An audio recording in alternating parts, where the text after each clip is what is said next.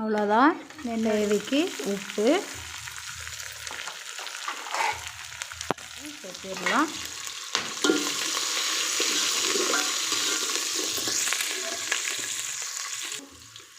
கருவேப்பிலை சேர்த்துடலாம்.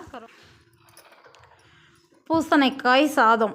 தேவைக்கு பூசணிக்காய் கட் பண்ணிக்கலாம். வெயிட்டெல்லாம் தெரியாது. எங்கள் பக்கத்து நிலத்துக்கார் கொடுத்தாங்க பெரிய பூசணிக்காயை. அதை தேவைக்கு கட் பண்ணி எடுத்துக்கினேன். பாத்திரம் நல்லா சூடேறினோடனே எண்ணெய் சேர்த்திக்கலாம்.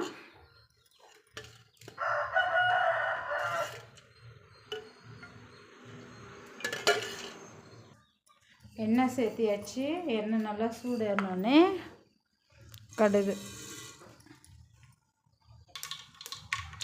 கடுகு பொரிஞ்ச உடனே பூண்டு பச்சை மிளகாய் சேர்த்திக்கலாம்.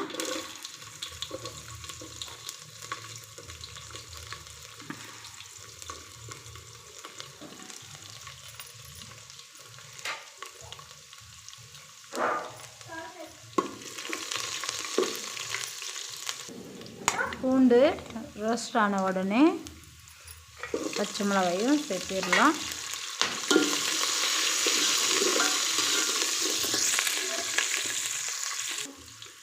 கருவேப்பிலை சேர்த்திடலாம். கருவேப்பிலை சேர்த்துட்டு நல்லா வதக்கிக்கலாம். பெரிய வெங்காயம் 1 கட் பண்ணியிருக்கோங்க, அதையும் இதிலே சேர்த்து நல்லா வதக்கிக்கலாம்.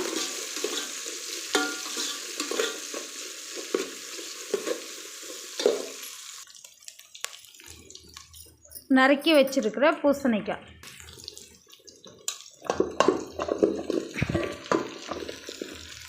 இதிலே சேர்த்திக்கலாம். பூசணிக்காயும்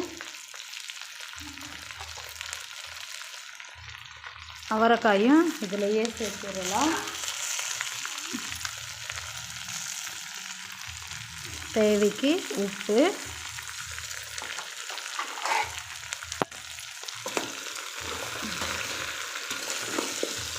நல்லா வதக்கிக்கலாம்.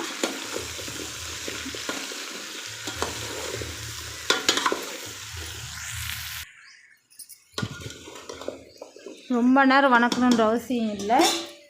காய் ஓரளவுக்கு வதங்கின உடனே அளவு தண்ணியை சேர்த்திக்கலாம். 1 டம்ளர் அரிசிக்கு 1 டம்ளர் தண்ணி அளவு எடுத்துக்கலாம்.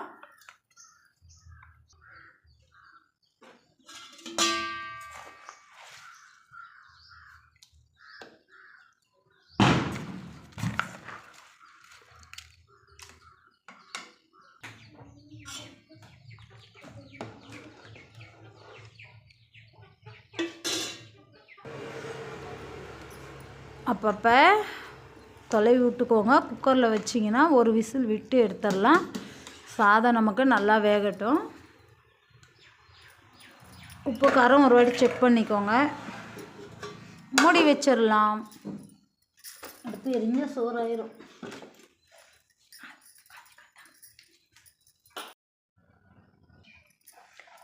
இடையில அடி பிடிக்கும், கிளறி விட்டுக்கலாம்.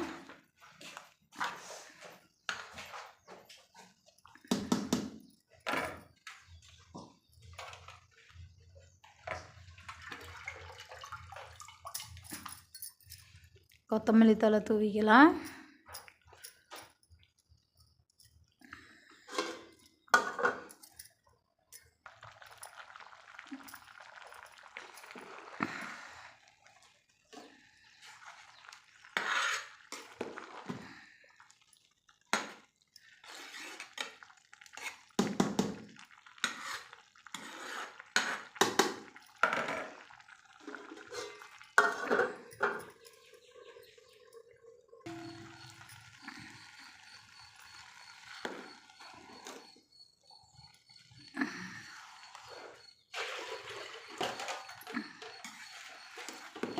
தீயை குறைச்சிட்டு தட்டு போட்டு மூடிடலாம்.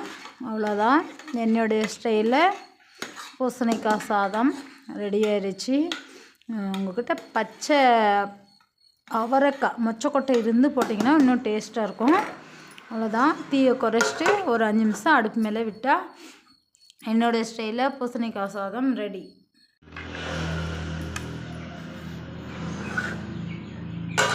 பூசணிக்காய் சாதம் ரெடி. ஃப்ரெண்ட்ஸ், பிடிச்சிருந்தா நீங்களும் ஒரு முறை சமைச்சு பாருங்கள். டேஸ்ட் உண்மையிலே நல்லாயிருக்கும். எங்கள் கிராமத்து ஸ்டைல் பூசணிக்காய் சாதம் ரெடி. கம கம மணக்குது. சமைச்சு பாருங்கள்.